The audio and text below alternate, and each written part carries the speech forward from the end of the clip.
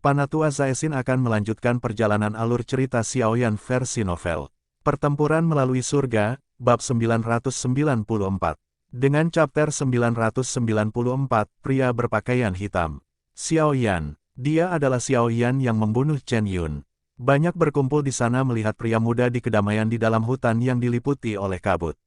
Nama Xiaoyan telah menyebar dengan pembohong selama periode waktu ini. Jarang seseorang dari generasi muda bisa memaksa seorang ahli seperti Fei Tian untuk bertindak secara pribadi. Terlebih lagi, hal yang lebih mengejutkan adalah bahwa orang ini dapat melarikan diri dari tangan Fei Tian.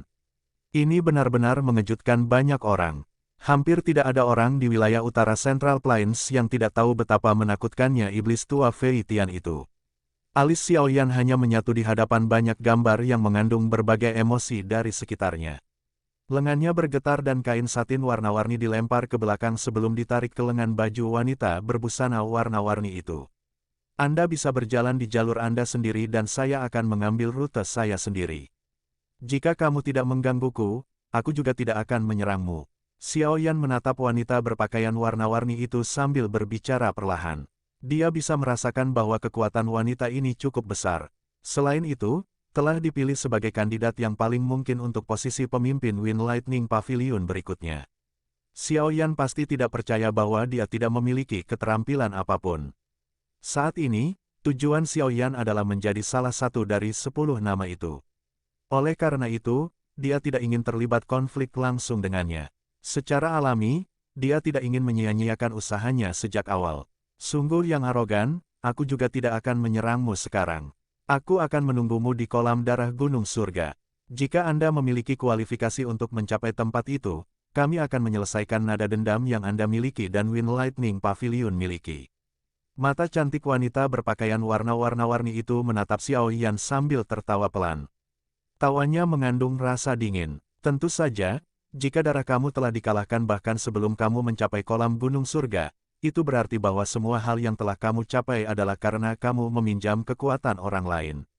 Wanita berpakaian warna-warni itu menekan jari kakinya di tanah setelah suaranya terdengar. Tubuhnya seperti kupu-kupu menari. Dia mundur dengan sekejap sebelum dengan cepat menghilang ke dalam kabut tebal. Xiaoyan tertawa dingin di dalam hatinya saat melihat wanita berpakaian warna-warni itu mundur, memandanginya menyapu sekeliling saat dia perlahan berjalan ke arah lain. Sesaat kemudian, dia menghilang dalam kabut di banyak depan. Aku ingin tahu siapa yang akan lebih kuat jika mereka berdua benar-benar saling bertukar pukulan. Kerumunan di sekitarnya pasti menjadi kecewa setelah melihat kedua orang ini mengambil rute terpisah, pergi saat bertemu satu sama lain. Hihi, mereka tidak bertarung sekarang karena mereka ingin mempertahankan kekuatan. Ada banyak magical beast yang kuat di dalam Heaven Eye Mountain Range. Lingkungan dari kolam darah Gunung Surga sangat mempesona dengan mereka. Jika seseorang ingin menyerang melalui kepadatan magical beast ini dan tiba di Heaven Mountain Blood Pool tanpa memiliki beberapa kemampuan, kemungkinan orang tersebut hanya mencari kematian tanpa alasan. Namun, kedua orang ini pasti akan terlibat dalam pertarungan sengit begitu mereka tiba di tempat tujuan. Semua orang mulai menuju jalan mereka sendiri setelah percakapan pribadi berlangsung sebentar. Beberapa dari mereka sendirian sementara yang lain berkelompok. Setelah itu, semuanya memasuki pegunungan. Karena interior pegunungan yang memiliki kabut energi tebal, efek yang didapat dari memiliki peta juga terbatas. Beberapa orang hanya bisa mengandalkan kekayaan mereka untuk mencari, menguji untuk melihat apakah kekayaan mereka bagus. Pegunungan yang tenang secara bertahap menjadi hidup saat semua orang menyebar. Sejumlah orang yang tidak diketahui telah memasuki pegunungan mata surga kali ini. Sejumlah besar orang ini telah menyebabkan pegunungan ini, yang terkenal dengan banyak magical beast, dipenuhi dengan energi. Tentu saja, ada bahaya yang tersembunyi di tengah keaktifan ini. Namun, bahaya dan ganjaran berdampingan dengan kehidupan. Ada banyak magical beast di Heaven Eye Mountain Range.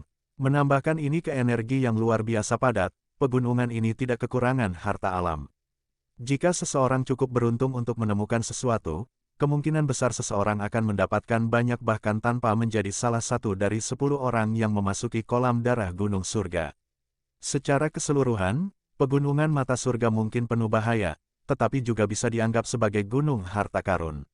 Selama seseorang memiliki keberuntungan dan kemampuan yang cukup, tidaklah sulit untuk kembali dengan banyak hadiah. Sosok Xiaoyan melintas dan muncul di dalam hutan yang diliputi kabut, tatapannya menyapu ke sekeliling saat dia mengerutkan kening. Kabut ini bercampur dengan energi yang tidak bisa dikeluarkan. Itu sangat menghalangi pandangan seseorang. Seseorang seperti lalat tanpa kepala di dalamnya, berulang kali berlarian secara acak. Peta itu sama sekali tidak berguna. Satu-satunya hal yang saya tahu adalah bahwa kolam darah Gunung Surga terletak di daerah dalam pegunungan mata surga. Namun, berapa lama waktu yang dibutuhkan untuk mencapai wilayah dalam jika saya terus berkeliaran secara acak? Menghentikan langkahnya dan merenung sejenak. Tubuhnya tiba-tiba melompat dan muncul di atas cabang pohon. Matanya menyapu sebelum dia dengan cepat melompat. Sesaat kemudian, dia akhirnya muncul di atas pohon. Xiaoyan berdiri di puncak pohon dan menyapu matanya hanya untuk tertegun menyadari bahwa kabut di atasnya bahkan lebih tebal, menatapnya tidak dapat melihat apapun bahkan jika jaraknya kurang dari 10 meter darinya. Xiaoyan mengangkat kepalanya dan mendongak. Dia tanpa sadar menarik perhatiannya saat melakukannya karena gelombang energi warna-warni yang sangat besar menyebar dari atas. Gelombang tekanan energi yang tidak bisa menyebar, menyebabkan seseorang merasa takut. Saya tidak bisa menggunakan kekuatan tua Mr. Yao di dalam pegunungan mata surga. Jika tidak, efeknya tidak dapat diprediksi. Oleh karena itu, saya hanya bisa mengandalkan diri saya sendiri, Xiaoyan mendesah pelan. Dia tahu bahwa Nona Feng jelas menyadari rute untuk mencapai kolam darah Gunung Surga. Dengan kemampuan Wind Lightning Pavilion, mereka pasti sudah cukup familiar dengan Heaven Eye Mountain Range ini. Masalah kabut seharusnya sudah lama dinantikan oleh mereka. Oleh karena itu, dia dapat melakukan pengangkutan ke tujuan tanpa rasa takut dan menghemat waktu yang terbuang di rute lain. Karena Paviliun Petir Angin memiliki rute yang jelas, faksi lain seperti Paviliun 10.000 Pedang dan beberapa faksi yang lebih lemah kemungkinan juga akan melakukan persiapan. Jadi, kemungkinan jumlah mereka akan melebihi 10. Xiaoyan berada cukup jauh di belakang mereka hanya pada langkah pertama ini. Senang rasanya memiliki faksi di belakang salah satunya, kolam Gunung Surga akan muncul 1 hari setelah gelombang energi muncul. Dengan kata lain, saya harus mencapai tempat itu dalam 1 hari. Jika tidak, saya tidak akan mendapat berkah menikmati kolam darah Gunung Surga. Xiaoyan tertawa getir. Dia berpikir sejenak sebelum dia tiba-tiba duduk dengan kaki bersilang. Persepsi spiritualnya dengan cepat menyebar dari antara kelopak mata. Meskipun Xiaoyan tidak mengetahui lokasi pasti dari Heaven Mountain Blood Pool, kemungkinan terbentuknya kolam darah unik ini, di tengah pegunungan, akan membutuhkan energi murni yang luar biasa besar. Dengan kata lain, kolam darah Gunung Surga akan menjadi wilayah dengan energi paling kuat di seluruh pegunungan. Persepsi spiritual Xiaoyan dapat menggunakan ini sebagai media untuk mencari. Selama dia mengunci area dengan energi terpadat dan berusaha keras untuk menutup area tersebut, kemungkinan tidak ada yang salah. Setelah penyebaran cepat dari persepsi spiritual Xiaoyan, jejak riak energi dalam radius 5 km jelas tercermin dalam pikiran Xiaoyan. Arah aliran energi juga secara bertahap dipahami oleh Xiaoyan. Bagian utaranya, mata Xiaoyan yang tertutup rapat tiba-tiba terbuka sekitar setengah jam kemudian. Menatapnya tiba-tiba beralih ke utara. Dari persepsinya, energi pegunungan ini terkumpul secara samar ke arah itu. Xiaoyan melompat ke depan setelah mengunci posisi. Dia turun dari pohon dan mendarat dengan lembut ke tanah, mengejutkan seseorang yang kebetulan ada di tempat ini. Saat orang itu mundur dengan tergesa-gesa, senjata di tangan mereka mengeluarkan suara dentang saat ditarik. Xiaoyan mengabaikan orang yang tampak sangat menakutkan ini. Jari-jarinya menempel di tanah dan tubuhnya berubah menjadi sosok hitam yang dibebankan ke kabut tebal dengan cara seperti kilat. Setelah itu, dia dengan cepat melakukan perjalanan melalui hutan, menggali ke tempat pengumpulan energi yang terletak oleh persepsi spiritualnya dengan kecepatan tercepatnya. Xiaoyan menemukan cukup banyak orang yang diarahkan oleh Magical Beast sepanjang jalan. Mereka terlibat dalam pertarungan yang intens. Namun, dia tidak berhenti. Sosoknya bergeser dengan cara seperti hantu.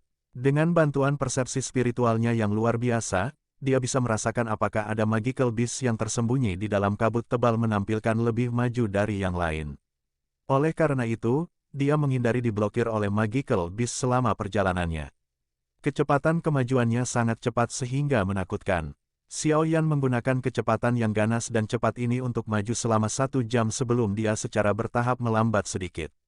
Setelah masuk secara bertahap ke wilayah dalam pegunungan, kekuatan Magical Beast yang tersembunyi di dalam kabut tebal juga tampak lebih kuat. Dia pasti akan menarik Magical Beast jika dia terus maju tanpa rasa takut. Meskipun Xiao Yan tidak takut, dia benar-benar tidak ingin melambat karena mereka. Jari kaki Xiao Yan menempel di cabang pohon dan sosoknya dengan lincah penarik ke depan. Matanya dengan hati-hati menyapu sekelilingnya, dan dia tidak mengeluarkan suara sedikitpun ketika dia mendarat di tanah, muncullah seperti hantu. Sosok Xiao Yan sekali lagi melompat ke pohon besar. Dia baru saja akan maju saat jantungnya bergerak, tatapannya mengarah ke tempat yang tidak jauh di depannya. Seorang manusia dan binatang bertarung di tempat itu. Ketika dia melihat Magical Beast yang besar, Xiao Yan sedikit membuka matanya. Dia sedikit terkejut di dalam hatinya saat dia berkata, ini sebenarnya adalah Magical Beast peringkat 6. Tatapan Xiao Yan berhenti di Magical Beast. Setelah itu, ia beralih ke sosok manusia yang menghadap binatang itu. Siapapun yang bisa mencapai tempat ini saat ini pasti bukan orang biasa. Orang di depannya sepertinya bukan diturunkan. Sosok manusia itu mengenakan pakaian hitam terang dan terlihat sangat muda. Wajahnya dingin dan dia membawa pedang biru besar di punggungnya. Ada aura pedang tajam yang samar-samar terpancar darinya. Dari bekas luka di sekitarnya, sepertinya orang ini sudah bertukar pukulan dengan Magical Beast peringkat 6 ini. Namun pakaiannya masih tetap bersih. Jelas, dia tidak dirugikan. Wajah pria berpakaian hitam itu bergerak sedikit saat Xiao Yan tiba di tempat ini. Tangannya perlahan menggenggam gagang pedang di punggung dan langkah kakinya dengan lembut bergeser. Segera, dia memutar ke depan. Melihat tindakan pria berpakaian hitam, peringkat 6 Magical Beast mengeluarkan suara gemuruh. Ia menggerakkan keempat kakinya dan dengan ganas menerkam ke arahnya. Pria dan binatang itu saling bersilangan dengan cara seperti kilat. Cahaya pedang dipancarkan dengan cepat. Dentang. Pria berpakaian hitam itu berdiri tegak dan pedang panjang di tangannya perlahan dimasukkan ke sarung di belakangnya. Magical Beast besar telah roboh di tanah. Sungguh gerakan pedang yang cepat.